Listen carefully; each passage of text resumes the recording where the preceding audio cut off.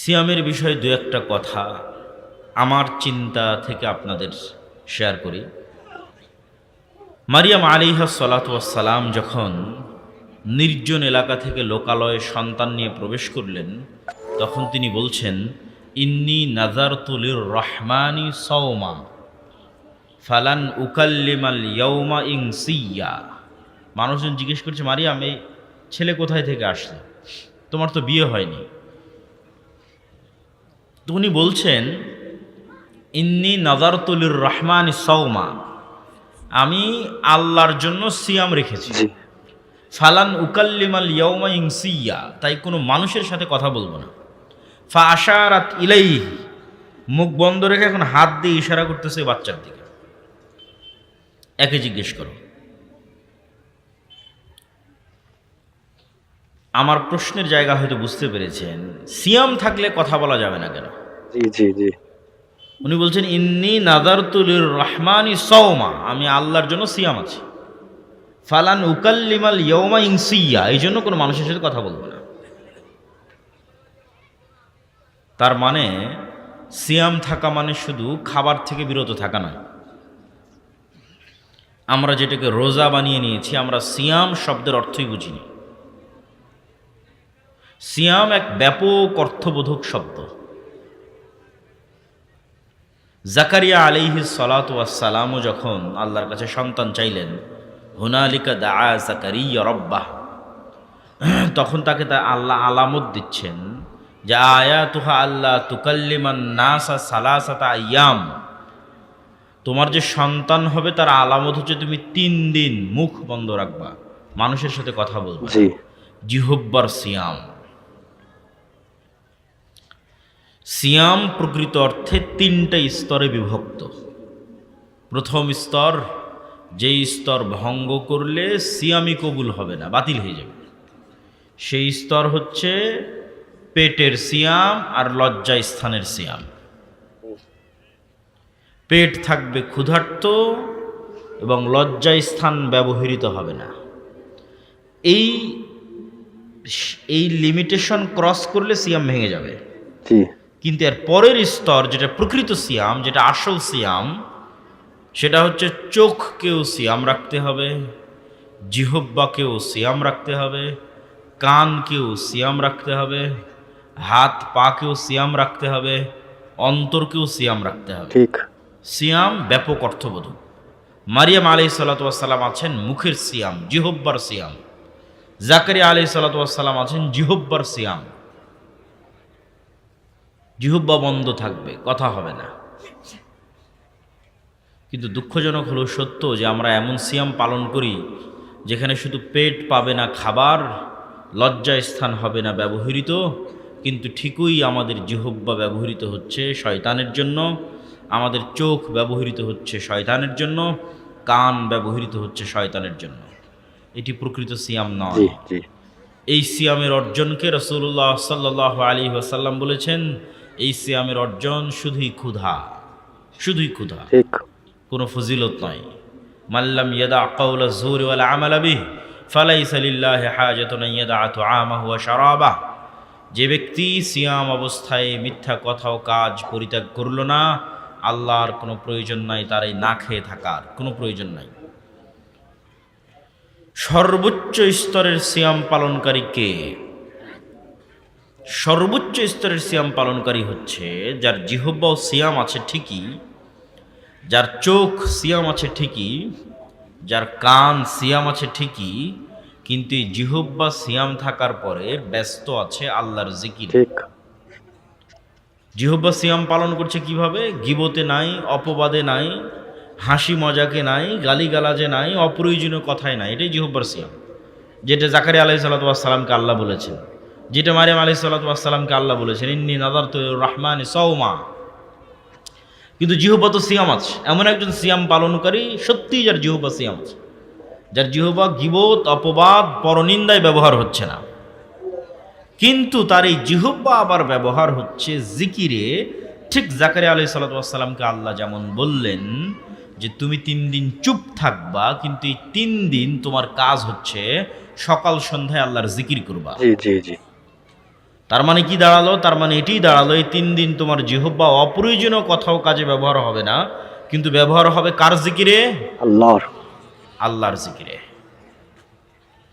চোখ সিয়াম আছে, অশ্লীল দৃশ্য দেখা থেকে বিরত আছে, টিভি দেখা থেকে বিরত আছে, মোবাইল ফোনে অশ্লীল দৃশ্য দেখা থেকে বিরত আছে। এটা তো ঠিক আছে, একটা স্তরের সিয়াম, কিন্তু এই সিয়াম পালনকারীকে সর্বোচ্চ স্তরে নিয়ে যাবে যদি চোখ ব্যস্ত থাকে আল্লাহর কোরআন তেলাওয়াতে। জি জি। এভাবে শরীরের প্রত্যেকটি অঙ্গ প্রত্যঙ্গ যখন বিরত থাকবে গুনাহ থেকে, ব্যস্ত থাকবে আল্লাহর আনুগত্যে, তখনই তৈরি হবে সিয়ামের প্রকৃত আনন্দ। আল্লাহ সুবহানাহু ওয়া তাআলা সকলেই জানেন। আমি জাস্ট কিছু নুক্তা পয়েন্ট যুক্ত করার জন্য 2-5 মিনিট এই বিষয়ে কথা বলছি। জানেন তো সবাই, আল্লাহ সুবহানাহু ওয়া তাআলার নিকটে সিয়াম পালনকারীর মুখের গন্ধ পৃথিবীর সর্বশ্রেষ্ঠ যে গন্ধ তৈরি হয় হরিণের নাভি থেকে, মৃগ নাভি থেকে, তার চেয়ে শ্রেষ্ঠ গন্ধ হিসেবে বিবেচিত হয় একজন সিয়াম পালনকারীর মুখের গন্ধ। সুবহানাল্লাহ। এবং আপনাকে একটা বিষয় মনে রাখতে হবে, প্রতিটা আমলের প্রতিবিম্ব, প্রতিকৃতি, পাল্টা রিয়াকশান কিয়ামতের মাঠে দেখা যাবে, ভালো মন্দ সব আমলের। যে হয়তো আল্লাহর রাস্তায় করেছে যুদ্ধ, দিয়েছে জীবন, দেখা যাবে সে কিয়ামতের মাঠে উঠছে, তখন তার শরীর থেকে ঝরছে রক্ত, বের হচ্ছে মিষ্টি গন্ধ। এইটা তার আমলের প্রতিকৃতি, প্রতিবিম্ব সে কিয়ামতের মাঠে দেখবে। কেউ যদি পড়ে থাকে সূরা বাকারা, সূরা আলে ইমরান, তাহলে বাকারা এবং আলে ইমরান কিয়ামতের মাঠে আগমন করবে ছায়া হিসেবে। কেউ যদি দেয়নি তার সম্পদের জাকাত, গরু ছাগলের জাকাত, সম্পদ হবে সাপ, গরু ছাগল হবে শিংওয়ালা। কেউ বলেছে মিথ্যা, গাদ্দারি করেছে, তার পিছনে বসানো থাকবে একটি পতাকা, যেখানে লেখা থাকবে গাদ্দার। প্রত্যেকটা আমলের একটা পাল্টা প্রতিক্রিয়া মানুষ দেখতে পাবে কিয়ামতের মাঠে। তো সিয়াম পালনকারীর মুখ থেকে সুগন্ধি বের হবে। কিন্তু প্রশ্ন হচ্ছে, ইবনুল কাইয়িম রাহিমাহুল্লাহ লিখছেন, এই সুগন্ধি তখনই বের হবে এবং সিয়াম পালনকারীর মুখের যে গন্ধ, এটি আল্লাহর নিকটে তখনই সুগন্ধি হিসেবে বিবেচিত হবে যখন এই মুখ কোনো গন্ধযুক্ত কাজে ব্যবহার হয় না। ঠিক। আমি বলেছি প্রত্যেকটা কাজের পাল্টা প্রতিক্রিয়া গায়েবে তৈরি হয়, ইনস্ট্যান্ট তৈরি হয়। গায়েবের পর্দা যেদিন উন্মোচিত হয়ে যাবে সেই দিন আপনি দেখতে পাবেন, কিন্তু এখনই তৈরি হচ্ছে। আপনি মুখ দিয়ে যখন মিথ্যা বলেছেন তখন এই মুখে দুর্গন্ধ তৈরি হয়েছে। এই দুর্গন্ধ গায়েবে তৈরি হয়েছে, যা ফেরেশতা বুঝতে পারে, এই জন্য ফেরেশতা নাই, পালিয়ে গেছে। মিথ্যার দুর্গন্ধে ফেরেশতা পালিয়ে যায়। এই দুর্গন্ধের পর্দা উন্মোচিত হয়ে যাবে। আপনি মিথ্যা বলাই যে আপনার মুখে এখন দুর্গন্ধ বের হচ্ছে, এটা তো আপনি এখন দেখতে পাচ্ছেন না, এটা গায়েবে হচ্ছে, ফেরেশতা দেখে পালিয়ে গেছে। এটা যেদিন গায়েবের পর্দা উন্মোচন হয়ে যাবে, কিয়ামতের মাঠ আসবে, তখন দেখবেন দুর্গন্ধ। তাহলে আল্লাহ সুবহানাহু ওয়া তাআলার নিকটে তখনই এই মুখ সুগন্ধিযুক্ত বলে বিবেচিত হবে যখন এই মুখ দুর্গন্ধে ব্যবহার হয়নি। গীবত দুর্গন্ধ, মিথ্যা দুর্গন্ধ, গালিগালাজ দুর্গন্ধ, নিকৃষ্ট পায়খানা পেশাবের চেয়ে দুর্গন্ধ, এগুলো দুর্গন্ধ ফেরেশতারা সহ্য করতে পারে না। আছে সিয়াম, ওইটা লজ্জাস্থান আর পেটের সিয়াম পর্যন্ত সীমাবদ্ধ, ওই সিয়ামের কোনো কাজ নাই। ওই সিয়াম পালনকারীর মুখে কোনো সুগন্ধি তৈরি হবে না। যে সিয়াম পালনকারী নামকা অস্তে খাবার থেকে বিরত আছে, কিন্তু লিপ্ত আছে সকল দুর্গন্ধযুক্ত কাজে। তাই বুঝার চেষ্টা করুন সিয়াম প্রকৃত অর্থে কি, সিয়াম মানে কি, আমরা সিয়ামকে বুঝি কি। সর্বশেষে সিয়াম বিষয়ে আপনাদের উদ্দেশ্যে এটি বলতে চাই যে সিয়াম গুনাহ মাপের একটি রাস্তা, কাফারা। আল্লাহ সুবহানাহু তাআলা মানুষের গুনাহ মাফ হওয়ার যত সিস্টেম দিয়েছেন, তা শুরু হয় টাকা দিয়ে, শেষ হয় সিয়াম দিয়ে। যে কোনো আপনি আমল উঠিয়ে দেখেন যেখানে গুনাহ হয়েছে আর দুনিয়াতে কাফারার ব্যবস্থা করা আছে, মিলিয়ে নিতে পারেন আমার আজকের বক্তব্য শেষ করে। কসম ভঙ্গের কাফারা, জেহারের কাফারা, তারপরে হচ্ছে হজ বা উমরায় গিয়ে কোনো ভুল হলো সেটার কাফফারা, যত রকমের কাফফারা আছে। দিনের বেলা স্ত্রীর সাথে সাংসারিক জীবনে গেছে তার কাফফারা। এই যে গুনাহ, এই গুনাহ মাফের রাস্তা শুরু হয় টাকা দিয়ে। হজ উমরায় গিয়ে কোনো ভুল ত্রুটি হয়েছে, কোনো কিছু ছুটে গেছে, দম দাও, খাসি দুম্বা কুরবানি করো, টাকা লাগবে। টাকা নাই, সিয়াম পালন করো। প্রত্যেকটা জায়গায় টাকা নাই, সিয়াম পালন করো। দিনের বেলা স্ত্রীর কাছে গেছে রমাজান মাসে, কবিরা গুনাহ, গোলাম আজাদ করো, গোলাম আজাদ করতে টাকা লাগবে। ওই পরিমাণ টাকা নাই, 60 জন মিসকিনকে খাওয়াও, মিসকিনকে খাওয়াতে টাকা লাগবে। এই পরিমাণও টাকা নাই, তো সিয়াম পালন করো। যে কোনো কাফফারায় যাবেন, প্রত্যেকটা কাফফারা শুরু হবে টাকা দিয়ে, শেষ হবে কি দিয়ে? একটু জোরে বলেন তো, শেষ হবে কি দিয়ে? সিয়াম দিয়ে। তাহলে আল্লাহর নিজামে, আল্লাহর সিস্টেমে সিয়াম গুনাহ মাপের একটা ওয়ে, একটা পদ্ধতি, একটা মাধ্যম। জি জি জি। এই জন্য সিয়ামের এত গুরুত্ব, এই জন্য সিয়ামের এত ফজিলত। যে কোনো গুনাহ মাফ হয়ে যেতে পারে সিয়াম দিয়ে।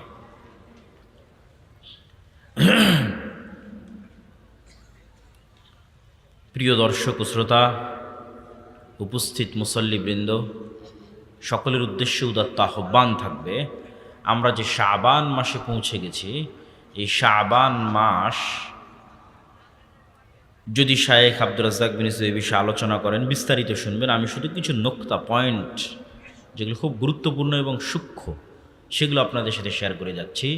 সকলেই জানেন যে শাবান মাসে আল্লাহ সুবহানাহু তাআলার নিকটে 1 বছরের আমল তুলে ধরা হয়। আমি আরও একটি উপকারিতা বলে যাই, শাবান মাসে যে সিয়াম পালন করবে সে ব্যক্তি রমাজানকে অনেক গুরুত্ব মূল্যায়ন করতে পারবে। জি। আর যে শাবান মাসে সিয়াম পালন করবে না, ওর রমাজান কখন আসলো আর কখন গেল বুঝতে পারবে না। ঠিক। মূল্যায়ন এবং গুরুত্ব দেওয়া তো বহু দূরের কথা। আপনাকে আরও প্র্যাকটিক্যাল উদাহরণ দেই। কিছু মানুষ আছে দেখবেন, ঠিক জামাতের পূর্ব মুহূর্তে দৌড়াতে দৌড়াতে মসজিদে ঢুকলো, 1 রাকাত অথবা একটা সিজদা পেয়েছে, তারপরে ইমাম সাহেব সালাম ফিরে দিয়েছে, সেও তাড়াহুড়ো করে বাকি 2-3 রাকাত পড়ে জেলখানা থেকে যেভাবে বের হয় সেভাবে মসজিদ থেকে বের হয়। ঠিক। এই ব্যক্তি সালাতের কোনো মজা পাবে? জি না। একটু জোরে বলেন, কোনো আনন্দ পাবে? পাবে না। আর যে মেন্টালি আগে থেকে এতটা প্রিপেয়ার্ড যে আজান হওয়া মাত্রই সকল কাজ হয়ে যাবে বন্ধ, সকল কাজ বন্ধ করে দিয়ে রওনা দিবে মসজিদের উদ্দেশ্যে, মসজিদে গিয়ে আগে আদায় করবে সুন্নাত, সুন্নাতের পর পড়বে জিকির, জিকিরের পর আবার ফরজ, ফরজের পর আবার জিকির, জিকিরের পর আবার সুন্নাত, এইভাবে ধীর স্থিরভাবে সালাত শেষ করে বের হয়ে আসবে। এর মনের অবস্থাটা হবে যেন জান্নাত থেকে বের